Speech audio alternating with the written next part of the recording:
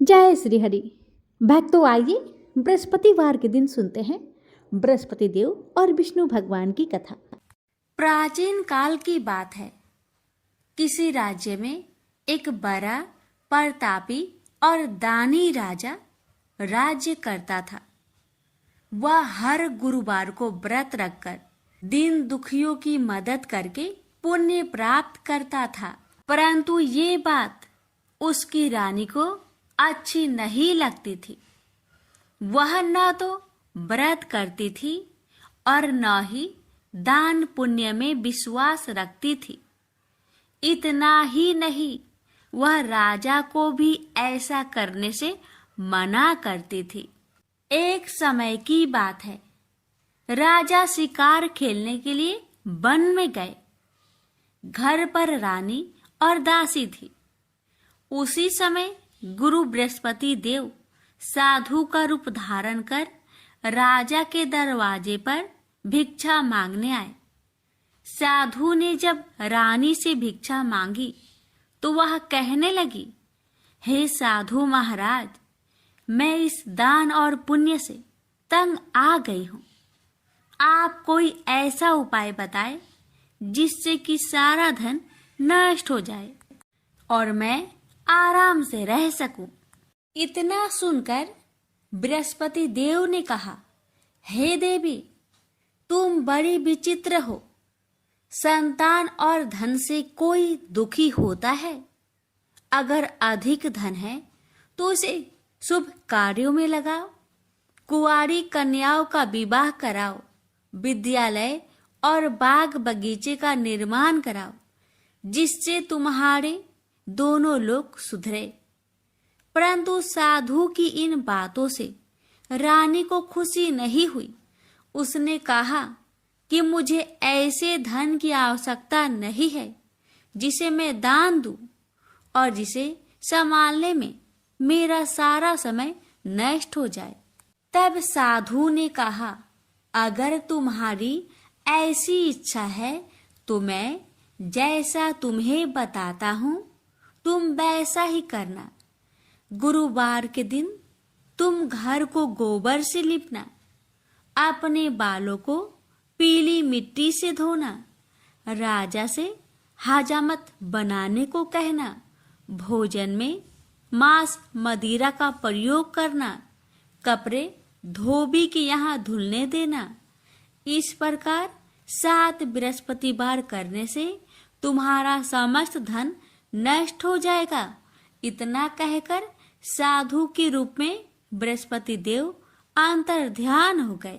साधु के अनुसार कई बातों को पूरा करते हुए रानी को केवल 3 बृहस्पतिवार ही बीते थे कि उसकी समस्त धन संपत्ति नष्ट हो गई।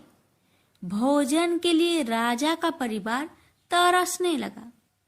तब एक दिन राजा ने रानी से बोला कि हे रानी, तुम यहीं रहो, मैं दूसरे देश को जाता हूँ, क्योंकि यहाँ पर सभी लोग मुझे जानते हैं, इसलिए मैं कोई छोटा कार्य नहीं कर सकता।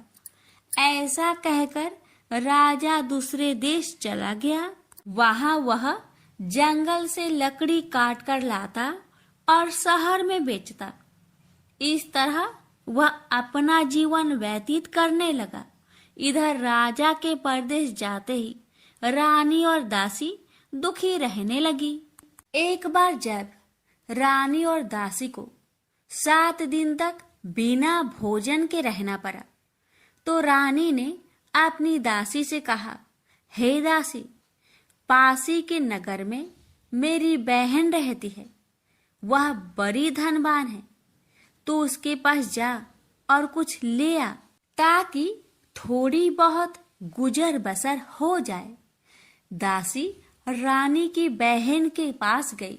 उस दिन गुरुवार था और रानी की बहन उस समय बृहस्पतिवार व्रत की कथा सुन रही थी। दासी ने रानी की बहन को अपनी रानी का संदेश दिया, लेकिन रानी की बड़ी बहन ने कोई उत्तर नहीं दिया।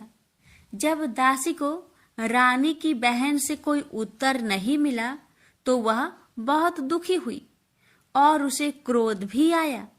दासी ने वापस आकर रानी को सारी बात बता दी। ये सुनकर रानी ने अपने भाग्य को कोसा। उधर रानी की बहन ने सोचा कि मेरी बहन की दासी आई थी, परंतु मैं उससे नहीं बोली, इससे वह बहुत दुखी हुई होगी। कथा सुनकर और पूजा समाप्त करके वह अपनी बहन के घर आई और कहने लगी, हे बहन, मैं बृहस्पतिवार का व्रत कर रही थी। तुम्हारी दासी मेरे घर आई थी, परंतु जब तक कथा होती है तब तक ना तो उठते हैं और ना ही बोलते हैं, इसलिए मैं नहीं बोली। बताओ दासी, क्यों आई थी? रानी बोली, बहन, तुमसे क्या छिपाऊं? हमारे घर में खाने तक को अनाज नहीं था। ऐसा कहते कहते रानी की आंखें भर आई। उसने दासी समेत पिछले 7 दिनों से भूखे रहने तक की बात अपनी बहन को विस्तार पूर्वक सुना दी। रानी की बहन बोली, देखो बहन, भगवान बृहस्पति देव सबकी मनोकामना को पूर्ण करते हैं। देखो, शायद तुम्हारे घर में अनाज रखा हो। पहले तो रानी को विश्वास नहीं हुआ, पर बहन के आग्रह करने पर उसने अपनी दासी को अंदर भेजा तो उसे सचमुच अनाज से भरा एक घड़ा मिल गया। यह देखकर दासी को बड़ी हैरानी हुई। दासी रानी से कहने लगी, हे रानी, जब हमको भोजन नहीं मिलता तो हम व्रत ही तो करते हैं, इसलिए क्यों न इनसे व्रत और कथा की विधि पूछ ली जाए ताकि हम भी व्रत कर सके। तब रानी ने अपनी बहन से बृहस्पतिवार व्रत के बारे में पूछा। उसकी बहन ने बताया, बृहस्पतिवार के व्रत में चने की दाल और मुनक्का से विष्णु भगवान का केले के जड़ में पूजन करे तथा दीपक जलाए, व्रत कथा सुने और पीला भोजन ही करे। इससे बृहस्पति देव प्रसन्न होते हैं। व्रत और पूजन विधि बताकर रानी की बहन अपने घर लौट आई। 7 दिन के बाद जब गुरुवार आया तो रानी और दासी ने व्रत रखा। घुड़सार में जाकर चना और गुड़ लेकर आई। फिर उससे केले की जड़ तथा विष्णु भगवान का पूजन किया। अब पीला भोजन कहाँ से आए? इस बात को लेकर दोनों बहुत दुखी थे। चूंकि उन्होंने व्रत रखा था, इसलिए बृहस्पति देव उनसे प्रसन्न थे। इसलिए वे एक साधारण व्यक्ति का रूप धारण कर 2 थालों में सुंदर पीला भोजन दासी को दे गए। भोजन पाकर दासी प्रसन्न हुई और फिर रानी के साथ मिलकर भोजन ग्रहण किया। उसके बाद वे सभी गुरुवार को व्रत और पूजन करने लगी। बृहस्पति भगवान की कृपा से उनके पास फिर से धन संपत्ति आ गई, परंतु रानी फिर से पहले की तरह आलस्य करने लगी। तब दासी बोली, देखो रानी, तुम पहले भी इस प्रकार आलस्य करती थी। तुम्हें धन रखने में कष्ट होता था, इस कारण सभी धन नष्ट हो गया, और अब जब भगवान बृहस्पति की कृपा से धन मिला है तो तुम्हें फिर से आलस्य होता है। रानी को समझाते हुए दासी कहती है कि बड़ी मुसीबतों के बाद हमने यह धन पाया है, इसलिए हमें दान पुण्य करना चाहिए, भूखे मनुष्य को भोजन कराना चाहिए और धन को शुभ कार्य में खर्च करना चाहिए, जिससे तुम्हारे कुल का यश बढ़ेगा, स्वर्ग की प्राप्ति होगी और पितृ प्रसन्न होंगे। दासी की बात मानकर रानी अपना धन शुभ कार्य में खर्च करने लगी, जिससे पूरे नगर में उसका यश फैलने लगा। बृहस्पतिवार व्रत कथा के बाद श्रद्धा के साथ आरती की जानी चाहिए। इसके बाद प्रसाद बांटकर उसे ग्रहण करना चाहिए। एक दिन राजा दुखी होकर जंगल में एक पेड़ के नीचे आसन जमाकर बैठ गया। वह अपनी दशा को याद करके व्याकुल होने लगा। बृहस्पतिवार का दिन था। एकाएक उसने देखा कि निर्जन वन में एक साधु प्रकट हुए। वह साधु भेष में स्वयं बृहस्पति देवता थे। लकड़हारे के सामने आकर बोले, हे लकड़हारे, इस सुनसान जंगल में तू चिंता मग्न क्यों बैठा है? लकड़हारे ने दोनों हाथ जोड़कर प्रणाम किया और उत्तर दिया, महात्मा जी, आप सब कुछ जानते हैं, मैं क्या कहूँ? यह कहकर रोने लगा और साधु को अपनी आत्मकथा सुनाई। महात्मा जी ने कहा, तुम्हारी स्त्री ने बृहस्पति के दिन बृहस्पति भगवान का निरादर किया है, जिसके कारण रुष्ट होकर उन्होंने तुम्हारी यह दशा कर दी। अब तुम चिंता को दूर करके मेरे कहने पर चलो तो तुम्हारे सब कष्ट दूर हो जाएंगे और भगवान पहले से भी अधिक संपत्ति देंगे। तुम बृहस्पतिवार के दिन कथा किया करो। 2 पैसे के चने मुनक्का लाकर उसका प्रसाद बनाओ और शुद्ध जल से लोटे में शक्कर मिलाकर अमृत तैयार करो। कथा के पश्चात अपने सारे परिवार और सुनने वाले प्रेमियों में अमृत व प्रसाद बांटकर आप भी ग्रहण करो। ऐसा करने से भगवान तुम्हारी सब मनोकामनाएं पूरी करेंगे। साधु के ऐसे वचन सुनकर लकड़हारा बोला, हे प्रभु, मुझे लकड़ी बेचकर इतना पैसा नहीं मिलता जिससे भोजन के उपरांत कुछ बचा सकूं। मैंने रात्रि में अपने स्त्री को व्याकुल देखा है और मेरे पास कुछ भी नहीं जिससे मैं उसकी खबर मंगा सकूं। साधु ने कहा, हे लकड़हारे, तुम किसी बात की चिंता मत करो। बृहस्पति के दिन तुम रोजाना की तरह लकड़ियां लेकर शहर को जाओ। तुम्हारे रोज से दुगुना धन प्राप्त होगा, जिससे तुम भली भांति भोजन कर लोगे तथा बृहस्पति देव की पूजा का सामान भी आ जाएगा। इतना कहकर साधु अंतर्ध्यान हो गए।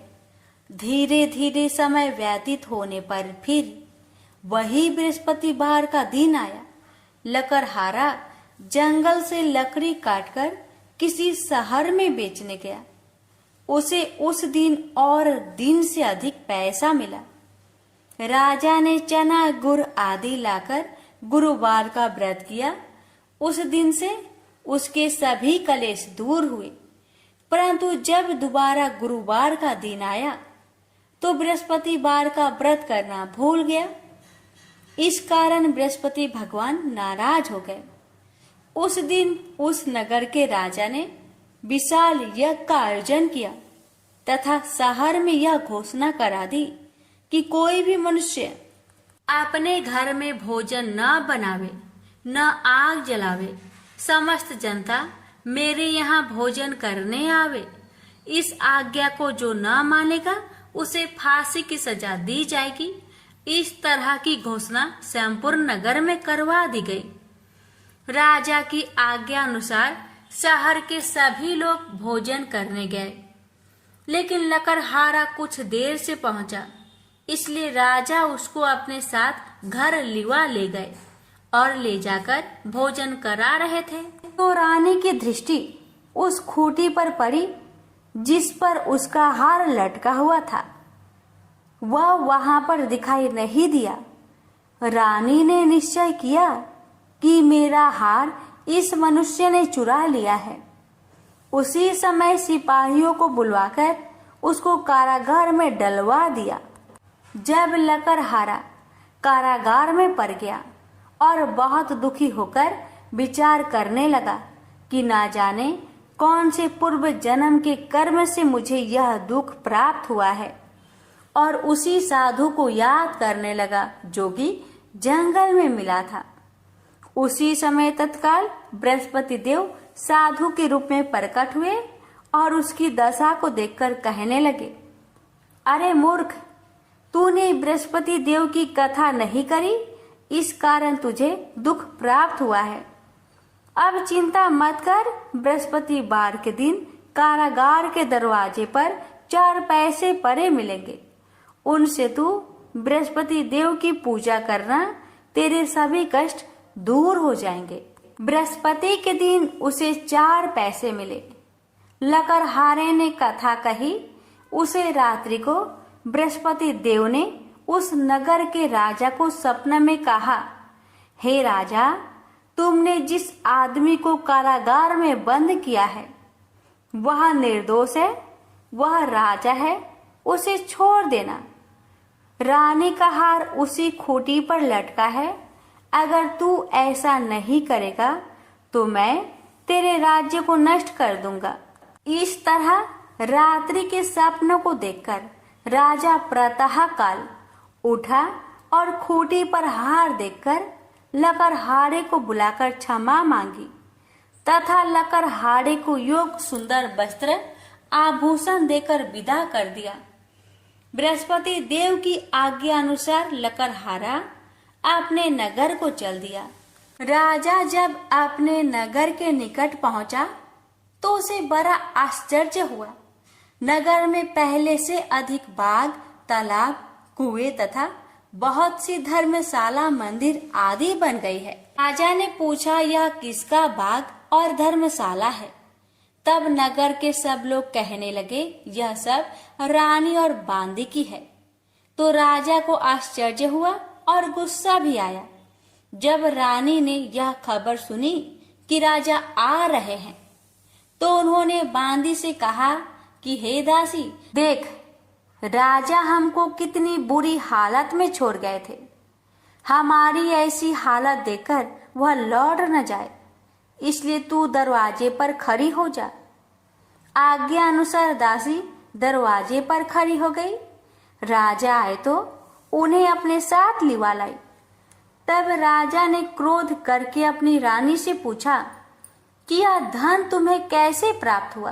तब उन्होंने कहा, हमें यह सब धन बृहस्पति देव के इस व्रत के प्रभाव से प्राप्त हुआ है। राजा ने निश्चय किया कि 7 रोज बाद तो सभी बृहस्पति देव का पूजन करते हैं, परंतु मैं प्रतिदिन दिन में 3 बार कहानी तथा रोज व्रत किया करूंगा। अब हर समय राजा ने दुपट्टे में चने की दाल बांधी रहती तथा दिन में 3 बार कहानी कहता।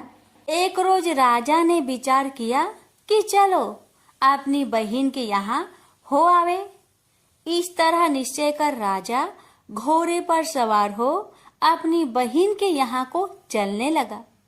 मार्ग में उसने देखा कि कुछ आदमी एक मुर्दे को लिए जा रहे हैं। उन्हें रोककर राजा कहने लगा, अरे भाइयों, मेरी बृहस्पति देव की कथा सुन लो।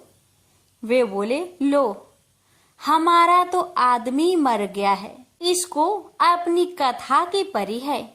परंतु कुछ आदमी बोले, अच्छा कहो, हम तुम्हारी कथा भी सुनेंगे। राजा ने दाल निकाली और जब कथा आधी हुई थी कि मुर्दा हिलने लग गया, और जब कथा समाप्त हो गई तो राम राम करके मनुष्य उठकर खड़ा हो गया। आगे मार्ग में उसे एक किसान खेत में हल चलाता मिला।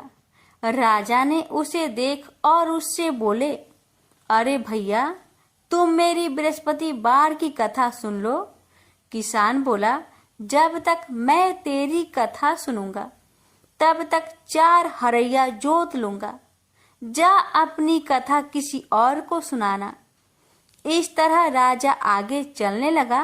राजा के हंसते ही बैल पछाड़ खाकर गिर गए तथा किसान के पेट में बड़ी जोर का दर्द होने लगा। उस समय उसकी माँ रोटी लेकर आई।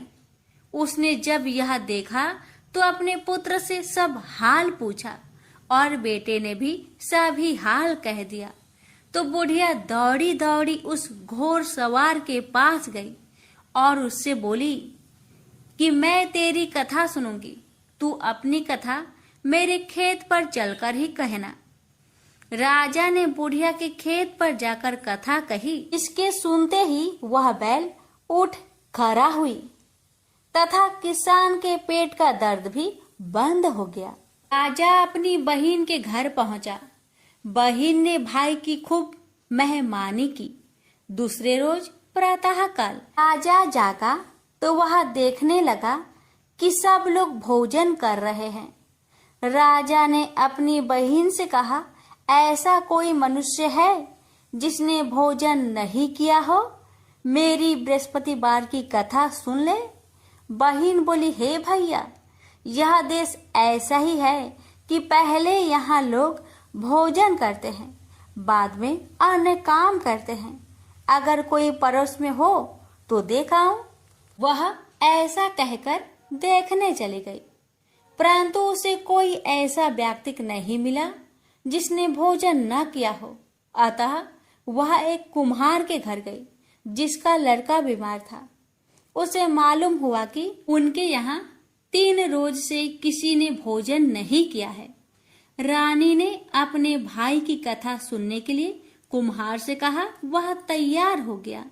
राजा ने जाकर बृहस्पतिवार की कथा कही, जिसको सुनकर उसका लड़का ठीक हो गया। अब तो राजा की प्रशंसा होने लगी। एक रोज राजा ने अपनी बहन से कहा कि हे बहन, हम अपने घर को जाएंगे, तुम भी तैयार हो जाओ। राजा की बहन ने अपनी सास से कहा। सास ने कहा, हाँ चली जा, परंतु अपने लड़कों को मत ले जाना, क्योंकि तेरे भाई के कोई औलाद नहीं है। बहन ने अपने भैया से कहा, हे भैया, मैं तो चलूंगी पर कोई बालक नहीं जाएगा। राजा बोला, जब कोई बालक नहीं चलेगा तब तुम ही क्या करोगी? बड़े दुखी मन से राजा अपने नगर को लौट आया। राजा ने अपनी रानी से कहा, हम निरवंशी है, हमारा मुंह देखने का धर्म नहीं है और कुछ भोजन आदि नहीं किया। रानी बोली, हे प्रभु, बृहस्पति देव ने हमें सब कुछ दिया है, वह हमें औलाद अवश्य देंगे। उसी रात को बृहस्पति देव ने राजा से सपने में कहा, हे राजा, उठ, सभी सोच त्याग दे, तेरी रानी गर्भ से है। राजा को यह बात सुनकर बड़ी खुशी हुई। 9वें महीने में उसके गर्भ से एक सुंदर पुत्र पैदा हुआ। तब राजा बोला, हे रानी, स्त्री बिना भोजन के रह सकती है, पर बिना कहे नहीं रह सकती। जब मेरी बहन आवे तुम उससे कुछ मत कहना। रानी ने सुनकर हाँ कर दिया। जब राजा की बहन ने यह शुभ समाचार सुना तो वह बहुत खुश हुई तथा बधाई लेकर अपने भाई के यहाँ आई। तभी रानी ने कहा, घोड़ा चढ़कर तो नहीं आई, गधा चढ़ी आई। राजा की बहन बोली, भाभी, मैं इस प्रकार न कहती तो तुम्हें औलाद कैसे मिलती? बृहस्पति देव ऐसे ही हैं, ऐसी जिसके मन में कामनाएं हैं सभी को पूर्ण करते हैं। जो सदा भावना पूर्वक बृहस्पतिवार का व्रत करता है एवं कथा पढ़ता अथवा सुनता है, दूसरों को सुनाता है, बृहस्पति देव उसकी सभी मनोकामना पूर्ण करते हैं। तो प्रेम से बोलिए, बृहस्पति भगवान की जय हो। एक बार ब्रह्मा जी के मानस पुत्र सनत सनकादि भगवान विष्णु के दर्शन करने बैकुंठ धाम में पहुंचे। बैकुंठ में विष्णु धाम के द्वार पर भगवान के 2 पार्षद जय विजय द्वारपाल के रूप में बैठे हुए थे। इन दिगंबर साधुओं को देखकर तो पहले उन्हें हंसी आ गई। फिर उन्होंने पूछा, आप कौन हैं और ऐसे नंग धरंग जहां कैसे चले आ रहे हैं? उनकी बात का सनत कुमार को थोड़ा भी बुरा नहीं लगा, क्योंकि ये द्वारपाल थे और बिना पूरी जांच पड़ताल किए कैसे अंदर जाने दे सकते थे। अपनी वेशभूषा पर उनके हंसने का भी उन्हें थोड़ा भी बुरा नहीं माना, क्योंकि बैकुंठ जैसे वैभवशाली परिवेश में ऐसे साधुओं का क्या काम। उनके प्रश्नों का उत्तर देते हुए उन्होंने कहा, हम सनत कुमार भगवान विष्णु के दर्शन करना चाहते हैं और इसी कारण से यहाँ आए हैं। हम सदा इसी रूप में रहते हैं, इसलिए हमें अंदर जाने दो। मगर जय विजय नामक द्वारपालों ने सनत सनकादि को अंदर नहीं जाने दिया। इससे उन्हें क्रोध आ गया और उन्होंने कहा कि इन द्वारपालों को इतनी भी समझ नहीं कि ऋषियों साधुओं के साथ कैसा व्यवहार करना चाहिए। क्रोध में उन्होंने श्राप देते हुए कहा, तुम दोनों ने देव के साथ रहकर भी राक्षस जैसा व्यवहार किया है, इसलिए अगले जन्म में तुम दोनों दैत्य कुल में जन्म लोगे। द्वार पर इस विवाद को सुनकर भगवान विष्णु स्वयं बाहर आ गए और सनत सनकादि को आदर से अंदर जाने को कहा। उधर जय विजय को दुखी देख भगवान विष्णु ने कारण पूछा तो उन्होंने अपने श्राप की बात बताई। भगवान विष्णु ने कहा, उद्दंडता का फल तो तुम्हें भोगना ही पड़ेगा। असुर कुल में तुम्हारा अगला जन्म जरूर होगा, इसकी चिंता मत करो। तुम मेरे पार्षद हो, इसलिए इसका पुण्य भी तुम्हें मिलेगा। मेरे द्वारा ही तुम्हें दैत्य योनि से मुक्ति मिलेगी। सनत सनकादि भगवान के दर्शन करके चले गए।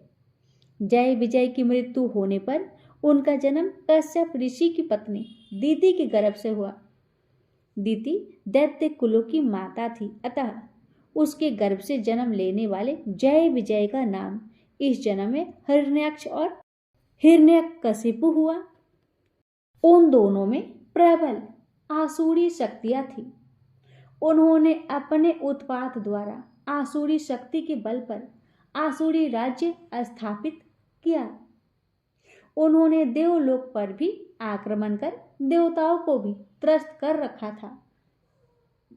उन्होंने घोषणा की कि अब से उनके राज्य के सारे यज्ञ उनके ही नाम पर होंगे। देव को कोई यज्ञ का भाग नहीं मिलेगा। किसी भी देवी देवता ईश्वर की पूजा आराधना के बजाय उनकी ही पूजा होगी। देवगण कभी यहाँ पहुंच ही ना सके, इसलिए मैं पृथ्वी को ही पाताल में पहुंचा देता हूँ। यह निश्चय कर हिरण्याक्ष आसुरी शक्ति के बल पर पृथ्वी को रसातल में ले गया। इससे सारा ब्रह्मांड में उथल पुथल मच गई। सृष्टि का नियम भंग होने लगा। चाहू और हाहाकार मच गया। ऋषियों मुनियों तथा देवताओं ने मिलकर विष्णु भगवान से प्रार्थना की, हे भगवान, देखिए इन दो महापराक्रमी असुरों ने क्या किया। देवताओं का यज्ञ भाग छीना, पूजा पाठ धार्मिक कर्म कांड समाप्त कर दिए और तो समस्त भूमंडल को ही रसातल में ले गए। उठिए उठिए प्रभु, उठिए, कुछ करिए। ब्रह्मा की सृष्टि में बड़ा व्यवधान उपस्थित हो गया है। आप ऋषियों मुनियों तथा मानव के रहने का स्थान बनाइए। पृथ्वी जल में डूब रही है। उसके उद्धार के लिए बैकुंठ का वास छोड़कर कोई अवतार लीजिए। भगवान विष्णु ने देवताओं तथा ऋषियों को अवशासन दिया। जब पृथ्वी पर पाप का भार ज्यादा हो जाता है तो उसके उद्धार के लिए मुझे अवतार लेना ही पड़ता है। आप लोग निश्चिंत होकर यहाँ से जाइए, मैं कुछ अवश्य करूँगा। देवताओं के चले जाने पर भगवान विष्णु ने नीचे देखा। पृथ्वी का कहीं पता नहीं, सर्वत्र जल ही जल नजर आ रहा था। फिर तो भगवान वराह के रूप में प्रकट हुए और समुद्र में कूद पड़े। भयंकर गर्जना के साथ अपनी विशाल दाद पर पृथ्वी को रखकर वे अथा जल राशि को चीरते हुए ऊपर आ गए। पृथ्वी को समुद्र से ऊपर आते देख वह वराह का भयंकर शब्द सुनकर हिरण्याक्ष बौखला गया कि किसने उसकी शक्ति को चुनौती दी है। वराह को देखते ही वह उसे मारने दौड़ा। उसका हर अस्त्र शस्त्र वराह के शरीर से टकराकर चूर चूर हो जाता था। भगवान कुछ देर उसके प्रहार झेलते रहे और उसके क्रोध को भड़काते रहे। रूप भले ही वराह का था, पर थे तो वह परम ब्रह्मा, अनंत शक्ति भगवान विष्णु। उन्होंने एक झटके से हिरण्याक्ष को अपनी दाद पर उठा लिया और घुमाकर आकाश में दूर फेंक दिया। आकाश में चक्कर काटकर वह धर्म से पृथ्वी पर वराह के पास ही आ गिरा। मरणासन हिरण्याक्ष ने देखा कि वह वराह अब वराह ना होकर भगवान विष्णु है। उसे अपना पूर्व जन्म याद हो आई। उसने भगवान के चरण पकड़ लिए और कहा, हे भगवान, पाप के श्राप का आपने अंत कर दिया है और अपने ही हाथों इस जन्म से मुक्ति दिलाई है। मुझे तो मुक्ति मिली, पर मेरे भाई हिरण्यकश्यप का क्या होगा? उसे भी तो मुक्ति दीजिए। भगवान विष्णु मुस्कुरा कर बोले, हे वत्स, समय से पूर्व किसी के पाप का अंत नहीं होगा। तुम्हारे भाई हिरण्यकश्यप के पाप का अभी अंत नहीं है। तुम्हारे अंत के लिए पृथ्वी कारण बनी, उसके अंत के लिए मुझे एक और अवतार लेना पड़ेगा। तुम्हारे लिए मैं वराह बना, उसके लिए नरसिंह रूप में अवतार लेकर उसका उद्धार करूंगा। भगवान विष्णु के शब्द सुनकर हिरण्याक्ष ने बड़े शांति से अपने प्राण को त्याग दिए। प्रेम से बोले लक्ष्मीपति विष्णु भगवान की जय। अति प्राचीन काल की बात है। द्रविड़ देश में एक षड्यंत्र वंशी राजा राज्य करते थे। उनका नाम था इंद्रधुम्न। वे भगवान की आराधना में ही अपना अधिक समय व्यतीत करते थे। यद्यपि उनके राज्य में सर्वत्र सुख शांति थी, प्रजा प्रत्येक रीति से संतुष्ट थे, तथापि राजा इंद्रधुम्न अपना समय राज्य कार्य में कम ही दे पाते थे। वे कहते थे कि भगवान विष्णु ही मेरे राज्य की व्यवस्था करते हैं, अतः वे अपने इष्ट परम प्रभु की उपासना में ही ददचित रहते थे। राजा इंद्रधुम्न के मन में आराधना की लालसा उत्तरोत्तर बढ़ती ही गई। इस कारण वे राज्य का त्याग कर मलय पर्वत पर रहने लगे। उनका वेश तपस्वियों जैसा था। सिर के बाल बढ़कर जटा के रूप में हो गए थे। वे निरंतर पर ब्रह्मा परमात्मा की आराधना में तत्लीन रहते। उनके मन और वाणी भी श्री हरि के चरण कमलों में मधुकर बने रहते। इसके अतिरिक्त उन्हें जगत की कोई वस्तु नहीं सुहाती। उन्हें राज्य, कोष, प्रजा तथा पत्नी आदि किसी प्राणी या पदार्थ की स्मृति ही नहीं होती थी। एक बार की बात है, राजा इंद्रधुम्न प्रतिदिन की भांति स्नान आदि से निवृत्त होकर सर्वसमर्थ प्रभु की उपासना में तत्लीन थे। उन्हें ब्रह्म जगत का तनिक भी ध्यान नहीं था।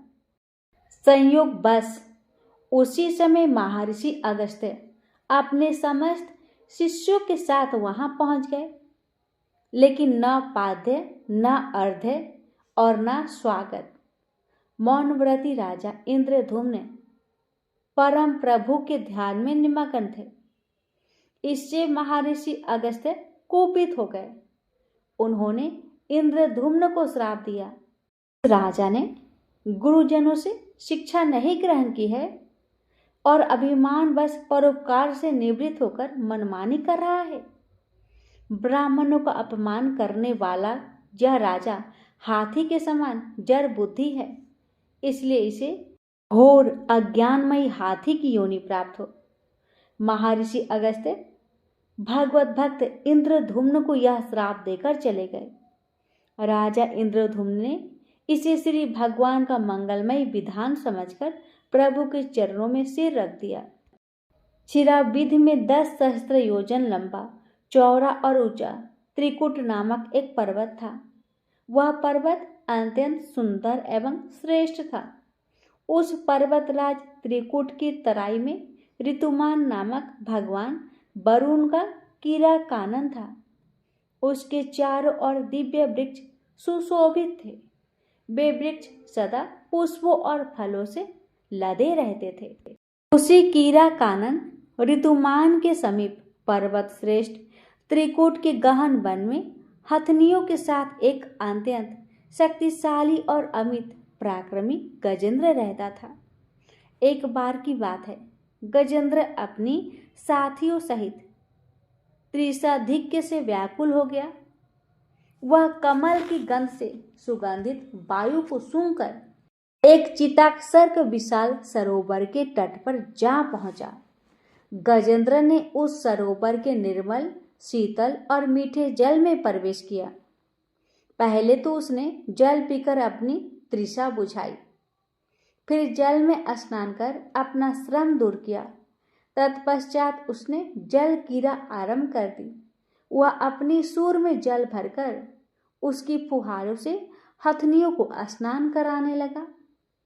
तभी अचानक गजेंद्र ने सुर उठाकर चित्कार की। पता नहीं किधर से एक मगरमच्छ ने आकर उसका पैर पकड़ लिया था।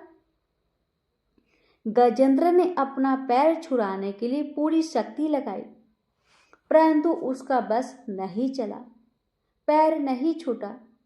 अपने स्वामी गजेंद्र को ग्रहग्रस्त देखकर हथनियां, कलब और अन्य गज अत्यंत व्याकुल हो गई।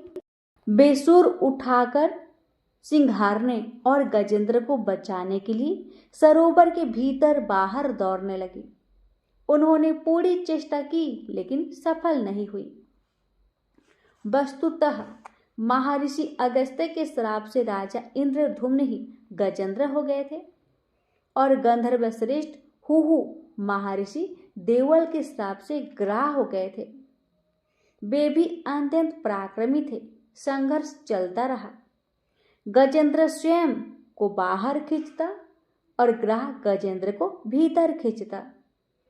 सरोवर का निर्मल जल गदला हो गया था। कमल दल छत बिछत हो गए। जल जंतु व्याकुल हो उठे। गजेंद्र और ग्राह का संघर्ष 1 सहस्त्र वर्ष तक चलता रहा। दोनों जीवित रहे। यह दृश्य देखकर देवगण चकित हो गए। अंततः गजेंद्र का शरीर शिथिल हो गया। उसके शरीर में शक्ति और मन में उत्साह नहीं रहा, परंतु जलचर होने के कारण ग्राह की शक्ति में कोई कमी नहीं आई। उसकी शक्ति बढ़ गई। वह नवीन उत्साह से अधिक शक्ति लगाकर गजेंद्र को खींचने लगा। असमर्थ गजेंद्र के प्राण संकट में पड़ गए। उसकी शक्ति और पराक्रम का अहंकार चूर चूर हो गया। वह पूर्णतया निराश हो गया। किंतु पूर्व जन्म की निरंतर भागवत आराधना के फलस्वरूप उसे भागवत स्मृति हो आई। उसने निश्चय किया कि मैं कराल काल के भय से चराचर प्राणियों के शरण में सर्वसम्मत प्रभु की शरण ग्रहण करता हूँ। इस निश्चय के साथ गजेंद्र मन को एकाग्र और पूर्व जन्म की सीखे श्रेष्ठ स्तोत्र द्वारा परम प्रभु की स्तुति करने लगा। गजेंद्र की स्तुति सुनकर सर्वात्मा सर्वदेव रूप भगवान विष्णु प्रकट हो गए। गजेंद्र को पीड़ित देखकर भगवान विष्णु गरुड़ पर आरूढ़ होकर अत्यंत शीघ्रता से उक्त सरोवर के तट पर पहुंचे। जब जीवन से निराश तथा पीड़ा से छटपटाते गजेंद्र ने हाथ में चक्र लिए गरुड़ारूढ़ भगवान विष्णु को तीव्रता से अपनी ओर आते देखा तो उसने कमल का एक सुंदर पुष्प अपनी सुर में लेकर ऊपर उठाया और बड़े कष्ट से कहा, नारायण जगत गुरु भगवान आपको नमस्कार है। गजेंद्र को अत्यंत पीड़ित देखकर भगवान विष्णु गरुड़ की पीठ से कूद पड़े और गजेंद्र के साथ ग्रह को भी सरोवर से बाहर खींच लाए और तुरंत अपने तीक्ष्ण चक्र से ग्रह का मुंह फाड़ कर गजेंद्र को मुक्त कर दिया। ब्रह्मा आदि देवगण श्री हरि की प्रशंसा करते हुए उनके ऊपर स्वर्णगिक सुमनों की वृष्टि करने लगे। सिद्ध और ऋषि महर्षि पर ब्रह्मा भगवान विष्णु का गुणगान करने लगे। ग्रह दिव्य शरीरधारी हो गया। उसने विष्णु के चरणों में सिर रखकर प्रणाम किया और भगवान विष्णु के गुणों की प्रशंसा करने लगा। भगवान विष्णु के मंगलमयी वरद हस्त के स्पर्श से पाप मुक्त होकर अभिशप्त हुहु गंधर्व ने प्रभु की परिक्रमा की और उनके त्रिलोक्य बंदित चरण कमलों में प्रणाम कर अपने लोक चला गया। भगवान विष्णु ने गजेंद्र का उद्धार कर उसे अपना पार्षद बना लिया। गंधर्व, सिद्ध और देवगण उनकी लीला का गान करने लगे। गजेंद्र की स्तुति से प्रसन्न होकर भगवान विष्णु ने सबके समक्ष कहा, प्यारे गजेंद्र, जो लोग ब्रह्म मुहूर्त में उठकर तुम्हारी की हुई स्तुति से मेरा स्तवन करेंगे, उन्हें मैं मृत्यु के समय निर्मल बुद्धि का दान करूंगा। यह कहकर भगवान विष्णु ने पार्षद रूप में गजेंद्र को साथ लिया, गरुड़ारूढ़ होकर अपने दिव्य धाम को चले गए। तो प्रेम से बोलिए ओम नमो भगवते वासुदेवाय। पौराणिक कथा के अनुसार विष्णु भगवान जी की 3 पत्नियां थी। तीनों का नाम इस प्रकार है, लक्ष्मी, सरस्वती और गंगा। तीनों बड़ी गुणवती और सौम्य हृदय वाली थी, पर तीनों की अलग अलग प्रकृति थी। तीनों भगवान विष्णु के प्रति मन में अनन्य प्रेम रखती थी। स्वयं भगवान विष्णु भी तीनों को अनन्य प्रेम करते थे। विष्णु जी ने अपनी तीनों पत्नियों को एक समान ही अधिकार प्रदान कर रखे थे।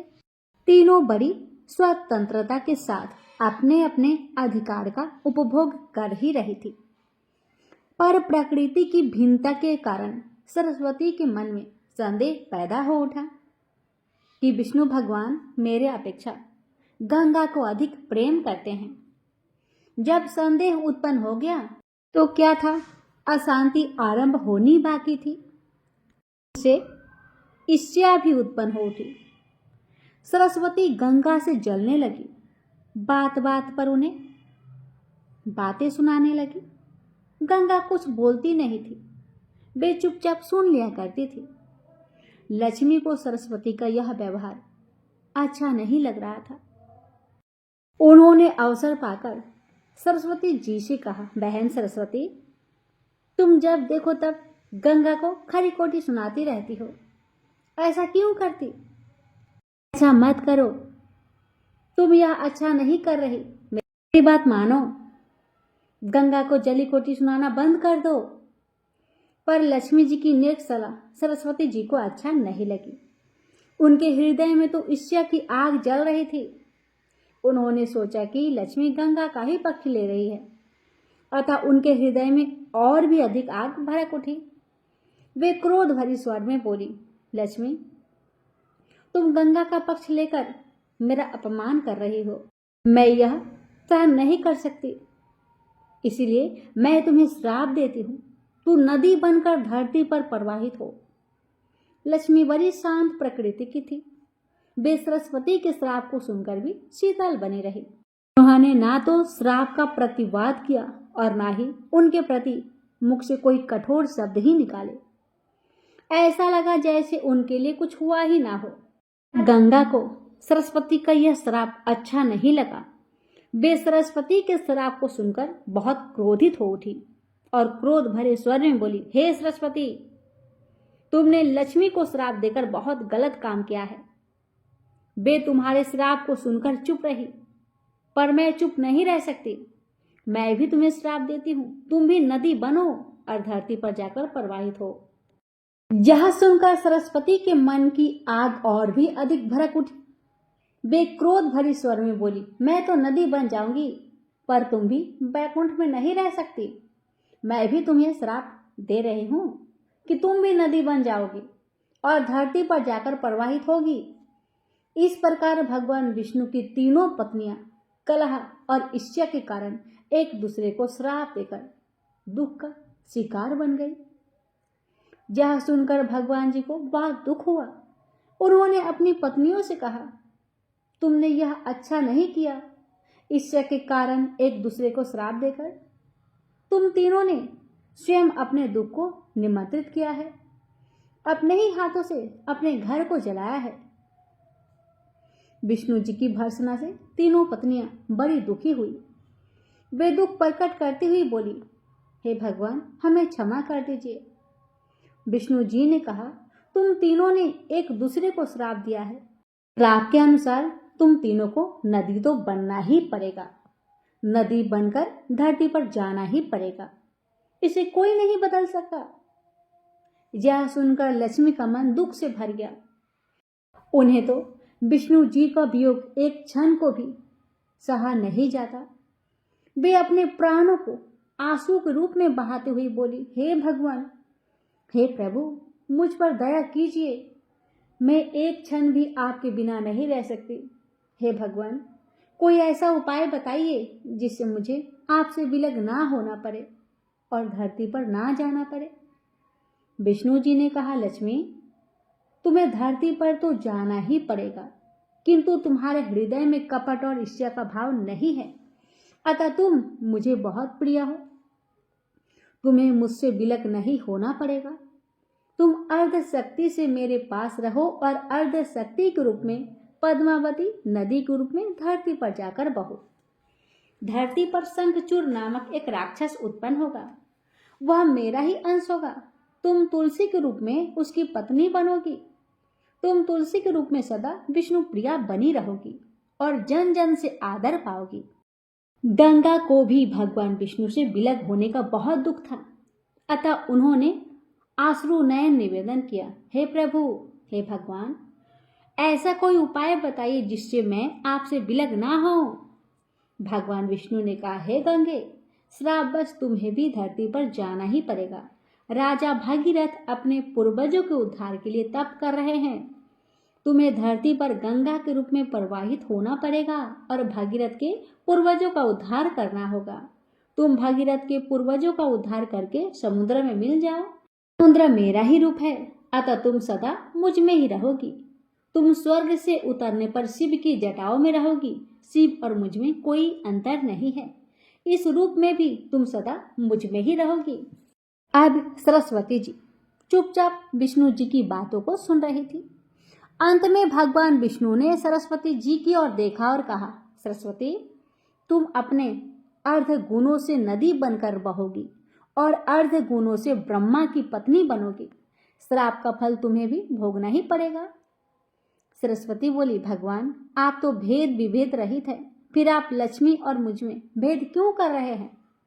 आपने लक्ष्मी को तो अपने पास ही रहने की अनुमति प्रदान की है, पर मुझे आप सदा के लिए विलग कर रहे हैं। विष्णु जी बोले, सरस्वती, किसी को भी न तो मैं विलग करता हूँ और न अपने पास रखता हूँ। मेरी किसी में ना तो आसक्ति है और न किसी में भी विरक्ति है। सबको अपने अपने गुणों और कर्मों के अनुसार ही मेरा सहचर्य प्राप्त होता है। लक्ष्मी निष्कपट हृदय की है, वे ना तो किसी से ईर्ष्या करती है न किसी से बैर रखती है, वे सबसे प्रेम करती है, यही कारण है वे सदा मेरे साथ रहती है। पर तुम ईर्ष्या और क्रोध के वशीभूत रहती हो, यही कारण है तुम्हें मुझसे विलग होना पड़ा है। विष्णु के कथन को सरस्वती सुनकर मौन हो गई। उन्हें ऐसा लगा जैसे विष्णु जी की कथन का प्रत्येक अक्षर उनके सामने मूर्तिवान बनकर खड़ा हो गया हो। सरस्वती का हृदय पश्चाताप की वेदना से जलने लगा, पर अब क्या हो सकता था? अब तो तीर उनके हाथ से छूट चुका था। जो मनुष्य क्रोध और ईर्ष्या के वशीभूत होकर अपने हाथों से ही अपने घर में आग लगा लेते हैं, उन्हें सरस्वती की भांति ही पश्चाताप की वेदना में जलना पड़ता है। प्रेम से बोलिए, लक्ष्मीपति विष्णु भगवान की जय। महर्षि कश्यप की 13 पत्नियां थी, लेकिन बिंता और कद्रू नामक अपनी 2 पत्नियों से वे विशेष प्रेम करते थे। एक दिन महर्षि जब आनंद भाव में बैठे थे, तब उनकी दोनों पत्नियां उनके समीप पहुंची और पति की पाँव दबाने लगी। प्रसन्न होकर महर्षि ने बारी बारी से दोनों को संबोधित किया, तुम दोनों ही मुझे विशेष प्रिय हो, तुम्हारी कोई इच्छा हो तो बताओ। कद्रू बोली, स्वामी, मेरी इच्छा है कि मैं 1000 पुत्रों की मां बनूं। फिर महर्षि ने बिंता से पूछे। बिंता ने कहा, मैं भी मां बनना चाहती हूं स्वामी, किंतु 1000 पुत्रों का नहीं, बल्कि सिर्फ एक ही पुत्र की। लेकिन मेरा पुत्र इतना बलवान हो कि कद्रू के 1000 पुत्र भी उसकी बराबरी ना कर सके। महर्षि बोले, शीघ्र ही मैं यज्ञ करने जा रहा हूं। यज्ञ उपरांत तुम दोनों की मां बनने की इच्छाएं अवश्य पूरी होगी। महर्षि कश्यप ने यज्ञ किया। देवता और ऋषि मुनियों ने सहर्ष यज्ञ में हिस्सा लिया। यज्ञ संपूर्ण करके महर्षि कश्यप पुनः तपस्या करने चले गए। कुछ माह पश्चात बिंता ने 2 तथा कद्रू ने 1000 अंडे दिए। कुछ काल के पश्चात कद्रू ने अपने अंडे फोड़े तो उसमें से काले नागों के बच्चे निकल पड़े। कद्रू ने खुशी से चहकते हुए बिंता को पुकारा, बिंता, देखो तो मेरे अंडों से कितने प्यारे बच्चे बाहर निकले हैं। बिंता बोली, सचमुच बहुत खूबसूरत है कद्रू, बधाई हो बधाई। अब मैं भी अपने दोनों अंडों को फोड़कर देखती हूं। यह कहकर बिंता अपने दोनों अंडों के पास गई। उसने एक अंडा फोड़ दिया, लेकिन अंडे के अंदर से एक बच्चे का आधा बना शरीर देखकर वह सहम गई। बोली, हे भगवान, जल्दबाजी में मैंने यह क्या कर डाला। यह बच्चा तो अभी अपूर्ण है। तभी फूटे हुए अंडे के बाहर से बालक बोल पड़ा, जल्दबाजी में अंडा फोड़कर तुमने बहुत बड़ा अपराध कर डाला है। फलस्वरूप तुम्हें कुछ समय तक दास्ता करनी होगी। बिंता बोली, अपराध तो मुझसे हो ही गया, लेकिन इसका निवारण कैसे होगा पुत्र? अपूर्ण बालक बोला, दूसरे अंडों को फोड़ने में जल्दबाजी मत करना। यदि तुमने ऐसा किया तो जीवन भर दास्ता से मुक्त नहीं हो पाओगी, क्योंकि उसी अंडे से पैदा होने वाला तुम्हारा पुत्र तुम्हें दास्ता से मुक्ति दिलाएगा। इतना कहकर अंडे से उत्पन्न अपूर्ण बालक आकाश में उड़ गया और बिंता दूसरे अंडे के पकने तक इंतजार करने लगी। समय पाकर अंडा फूटा। उसमें से एक महान तेजस्वी बालक उत्पन्न हुआ, जिसका नाम गरुड़ रखा गया। गरुड़ दिन प्रतिदिन बड़ा होने लगा और कद्रू के हजारों पुत्रों पर भारी पड़ने लगा। परिमाण स्वरूप बिंता और कद्रू के संबंध दिन प्रतिदिन कटु से कटुतर होते गए। एक दिन जब बिंता और कद्रू भ्रमण कर रही थी, कद्रू ने सागर के किनारे दूर खड़े एक सफेद घोड़े को देखकर बिंता से कहा, बता सकती हो बिंता, दूर खड़ा हुआ घोड़ा किस रंग का है? बिंता बोली, हाँ, सफेद रंग का। कद्रू बोली, शर्त लगाकर कह सकती हो कि घोड़ा सफेद रंग का ही है। मुझे तो इसकी पूंछ काले रंग की नजर आ रही है।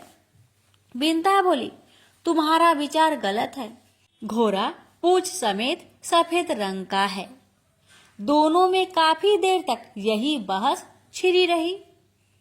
आखिर में कद्रू ने कहा, तो फिर हम दोनों में शर्त हो गई। कल घोड़े को चलकर देखते हैं। यदि वह संपूर्ण सफेद रंग का हुआ तो मैं हारी, और यदि उसकी पूंछ काली निकली तो मैं जीत जाऊंगी।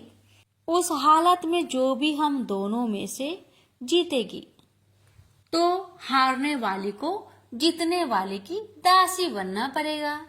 बोलो, तुम्हें मंजूर है? बिंता बोली, हाँ, मुझे मंजूर है।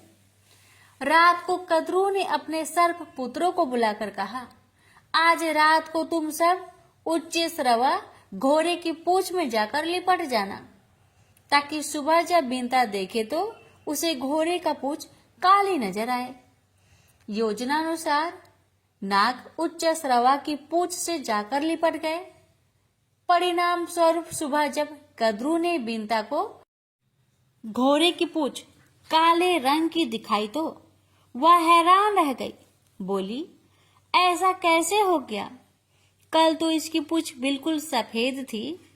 कद्रू बोली, खूब तसल्ली से देख लो, घोड़े की पूंछ आरंभ से ही काली है। शर्त के मुताबिक तुम हार चुकी हो, इसलिए अब तुम्हें मेरी दासी बनकर रहना पड़ेगा। विवशता पूर्वक बिंता को कद्रू की दास्ता स्वीकार करनी पड़ी। माता को उदास देखकर गरुड़ ने पूछा, माँ, आप इतनी उदास क्यों रहती हो? बिंता ने अपनी शर्त हारकर दासी बनने की बात बताई तो गरुड़ ने पुनः पूछा, क्या ऐसा कोई उपाय नहीं है जिससे आप कद्रू की दास्ता से मुक्त हो जाएं? बिंता बोली, यह तो कद्रू से ही पूछना पड़ेगा। यदि वह प्रसन्न हो जाती है तो मुझे दास्ता से मुक्त कर देगी। गरुड़ अपनी माता बिंता को लेकर कद्रू के पास पहुंचा और कहा, क्या ऐसा कोई उपाय हो सकता है? आप मेरी माता को अपनी दास्ता से मुक्त कर दे। कद्रू बोली, हाँ, हो सकता है, बस शर्त है कि तुम मेरे पुत्र को अमृत लाकर दे दो। यह सुनकर गरुड़ सोच में पड़ गया। उसने अपनी माता से पूछा, माँ, अमृत कहाँ मिलेगा जिसे लाकर मैं तुम्हें दासी जीवन से मुक्त कर सकूं?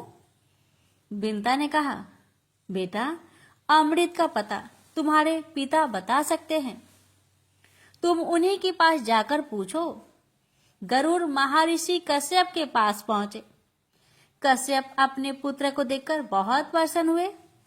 गरुड़ ने उनसे पूछा, पिताश्री, मैं अमृत लाकर अपनी माता को दास्ता से मुक्ति दिलाना चाहता हूँ।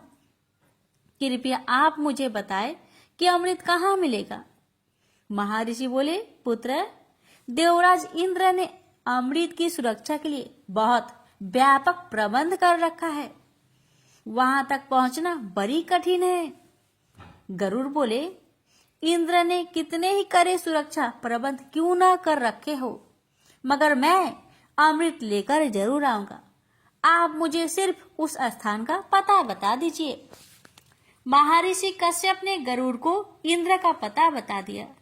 गरुड़ ने फिर पूछा, पिताजी, मुझे भूख लगती है, कृपया ये भी बता दीजिए कि लंबे मार्ग में क्या खाकर अपना पेट भरूं? महर्षि बोले, अमृत जिस स्थान पर रखा है उस सरोवर तक पहुंचने में तुम्हें वक्त लग जाएगा। इस बीच समुद्र के किनारे तुम्हें निषादों की अनेक बस्तियां मिलेगी। ये निषाद बहुत पतित है और इनके आचरण असुरों जैसे हैं। तुम इन्हें खाकर अपनी भूख मिटा लेना। गरुड़ बोला, और उसके बाद भी मेरा पेट ना भरा तो? महर्षि बोले, सरोवर के अंदर एक विशाल कछुआ रहता है और उसके साथ ही वन में एक महाभयंकर हाथी भी रहता है। दोनों ही बहुत क्रूर और आसुरी प्रवृत्ति के हैं। तुम उन्हें भी खा सकते हो। पिता का आदेश पाते ही गरुड़ अमृत सरोवर की ओर बढ़ चला। मार्ग में उसने निषादों को खाकर अपनी भूख मिटाई। फिर अमृत सरोवर पर पहुंचाकर कच्छप और हाथी को अपने पंजों में दबाया और दोनों को खाने के लिए किसी उचित जगह की तलाश में उड़ चला। सोमगिरी पर्वत पर लहराते ऊंचे वृक्षों को देखकर जैसे ही उसने एक वृक्ष पर बैठना चाहा तो उनके भार से वृक्ष की शाखा टूटकर नीचे गिरने लगी। यह देख गरुड़ तुरंत उड़ा और दूसरे वृक्ष पर जा बैठा। जिस शाखा पर वह बैठा उस शाखा पर उसने उल्टे लटके कुछ ऋषियों को तपस्या करते देखा, लेकिन वह शाखा उनके भार से टूटकर नीचे गिरने लगी। यह देख गरुड़ ने शाखा को चोंच में दबाया और हाथी तथा कच्छप को पंजे में दबाए हुए वह अपने पिता की आश्रम की ओर उड़ चला।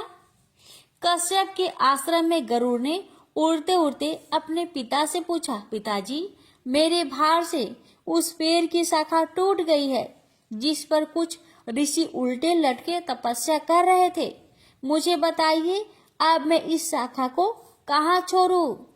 महर्षि कश्यप बोले, तुमने बहुत अच्छा किया पुत्र, जो सीधे यहाँ चले आए। शाखा से उल्टे लटके हुए बालखिल्य ऋषिगण हैं। अगर इन्हें कष्ट पहुंचा तो ये श्राप देकर तुम्हें भस्म कर देंगे। गरुड़ बोला, तो फिर बताइए अब मैं क्या करूं? महर्षि बोले, ठहरो, मैं ऋषिगणों से प्रार्थना करता हूं कि वे अपना स्थान छोड़कर नीचे आ जाए। महर्षि कश्यप ने ऋषिगणों से प्रार्थना की। बालखिल्य ऋषियों ने कश्यप की प्रार्थना स्वीकार कर शाखा छोड़ दी और वे हिमालय में तपस्या करने चले गए। चोंच में दबी शाखा को नीचे फेंककर गरुड़ ने भी आनंद से कछुए और हाथी का आहार किया और तृप्त होकर पुनः अमृत लाने के लिए उड़ चला। गरुड़ अमृत सरोवर के पास पहुंचा तो अमृत की रक्षा करते हुए महाकाय देवों और अमृत कलश के चारों ओर घूमते हुए चक्र को देखकर वह हैरान हो गए। उसने सोचा कि ये देव और चक्र देवराज इंद्र ने अमृत कलश की सुरक्षा के लिए लगाए हुए हैं। चक्र में फंसकर मेरे पंख कट सकते हैं, इसलिए मैं अत्यंत छोटा रूप धारण कर इसके मध्य में प्रवेश करूंगा। गरुड़ को देखकर एक देव ने कहा, यह कोई असुर है जो वेश बदलकर अमृत चुराने यहाँ तक पहुंचा है। हमें इसे खत्म कर देना चाहिए। दोनों देव विद्युत गति से गरुड़ पर टूट पड़े, लेकिन गरुड़ ने अपने पैने पंजों और तीखे चोंच से उन्हें इतना घायल कर दिया कि शीघ्र ही वे दोनों बेहोश होकर गिर पड़े। गरुड़ ने अमृत कलश पंजों में दबाया और वापस उड़ चला। होश में आते ही दोनों रक्षक देव घबराए हुए इंद्र के पास पहुंचे और गरुड़ द्वारा अमृत कलश ले उड़ने की घटना बता दी। यह सुनकर इंद्र चकित होकर बोला, ऐसा कैसे हो गया? सरोवर में रहने वाले विशाल कच्छप और तट पर रहने वाले महाकाय हाथी का क्या हुआ? उन दोनों को भी उस विशाल गरुड़ ने अपना भोजन बना लिया। यह सुनकर इंद्र अपनी देव सेना की एक टुकड़ी के साथ वज्र उठाए इंद्रपुरी से निकला और गरुड़ की खोज में बढ़ चला। आकाश मार्ग में उड़ते हुए शीघ्र ही उसने गरुड़ को देख लिया और अपना वज्र चला दिया। इंद्र के वज्र का गरुड़ पर कोई असर ना हुआ। उसने डैनों से सिर्फ एक पंख वज्र से टकराकर नीचे आ गिरा। देव गरुड़ पर टूट पड़े, किंतु कुछ ही समय में गरुड़ उन्हें अपनी पैनी चोंच की मार से अधमरा कर दिया। यह देख इंद्र सोचने लगा, ये तो महान पराक्रमी है। मेरे वज्र का इस पर जरा भी असर नहीं हुआ, जबकि मेरे वज्र के प्रहार से पहाड़ तक टूटकर चूर्ण बन जाते हैं। यह सोचकर इंद्र ने गरुड़ से कहा, पक्षीराज, मैं तुम्हारी वीरता से बहुत प्रभावित हुआ हूँ। इस अमृत कलश को मुझे सौंप दो और बदले में जो भी वर मांगना चाहते हो मांग लो। गरुड़ बोला, यह अमृत मैं अपने लिए नहीं, अपनी माता को दास्ता से मुक्त कराने के लिए नाग माता को देने के लिए ले जा रहा हूँ, इसलिए यह कलश मैं तुम्हें नहीं दूंगा। इंद्र बोला, ठीक है, इस समय तुम कलश लेकर नाग माता को सौंप दो, किंतु उन्हें इसे प्रयोग मत करने देना। उचित मौका देखकर मैं वहां से यह कलश गायब कर दूंगा। गरुड़ बोला, अगर मैं तुम्हारी बात को मान लूं तो बदले में मुझे क्या मिलेगा? भरपेट भोजन। तब मैं तुम्हें इन्हीं नागों को खाने की इजाजत दे दूंगा। गरुड़ बोले, यही तो मैं चाहता हूँ। नाग मेरी स्वादिष्ट भोजन है, किंतु एक ही पिता की संतान होने के कारण मैं इन्हें खाते हुए हिचकिचाता हूँ। अब मेरी हिचक दूर हो गई। अब मैं आपके कथा अनुसार ही कार्य करूंगा। यह कहकर गरुड़ अमृत कलश लेकर कद्रु के पास पहुंचे और बोला, माते, अपनी प्रतिज्ञा के अनुसार मैं अमृत कलश ले आया हूँ। अब आप अपने वचन से मेरी माता को मुक्त कर दे। कद्रु ने उसी क्षण बिंता को वचन मुक्त कर दिया और अगली सुबह अमृत नागों को पिलाने का निश्चय कर वहां से चली गई। रात को उचित मौका देखकर इंद्र ने अमृत कलश उठा लिया और पुनः उसी स्थान पर पहुंचा दिया। दूसरे दिन सुबह नाग जब वहां पहुंचे तो अमृत कलश गायब देखकर दुखी हुए।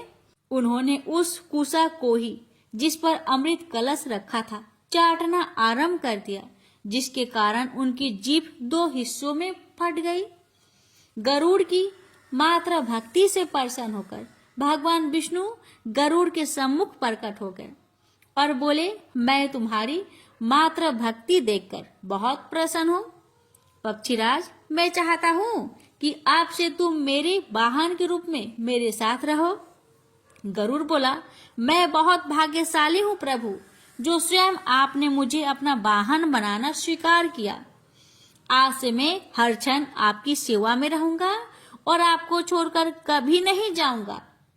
इस तरह उसी दिन से पक्षीराज गरुड़ भगवान विष्णु के वाहन के रूप में प्रयुक्त होने लगे। गरुड़ के भगवान विष्णु की सेवा में जाते ही देवता भयमुक्त हो गए। प्रेम से बोलिए जय श्री हरि। विष्णु भगवान की जय, माता लक्ष्मी की जय।